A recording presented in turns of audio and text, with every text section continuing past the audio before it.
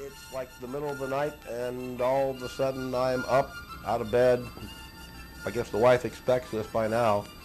She goes out to the garage, assuming I'm out there with the drafting table, but instead I'm standing out in the middle of the backyard, and there's an orange, red ball of light, just like when I was a young boy, hovering right over the top of my head. It was out there in mid-air, nothing holding it there. It was just there. Kind of like semi-translucent, it would glow. And it glowed. Sort of took a dive from me and went straight to her. The fear behind seeing the ball of light was not knowing what it was, where it came from, or what it was going to do to you. In the house, outside, in the yard, in the garage, in the bedroom.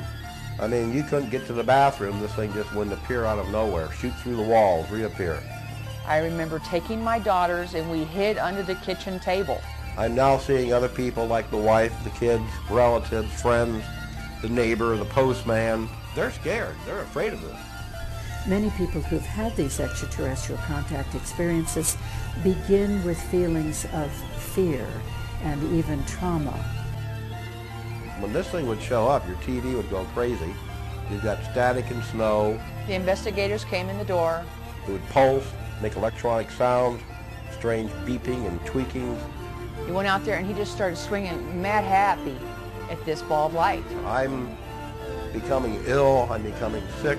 He was talking not with his normal voice, and it was very frightening. And I went and called my family. And they got cameras and magnetometers. The police reports, the press, all the media. The whole family's all over the headline. Child Protection Agency, we're going to take my kids away. I know the psychiatrist that talked with my wife's parents. They talked with his parents. They talked with other family members. And they sort of came up with the best plan in all this would be that if I should just get away from this myself.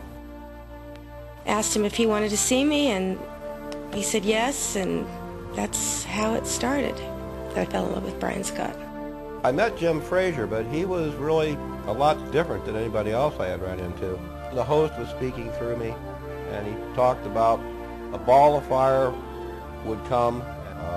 Got a hold of Jim and says, well, I believe you asked for a sign, something's supposed to happen, this is what it's supposed to be, some kind of a ball of fire, something's going to appear. 24 hours later, this meteor just suddenly comes in across the coast of California. I had managed to write down the exact latitude and longitude of where this meteor was going to final end.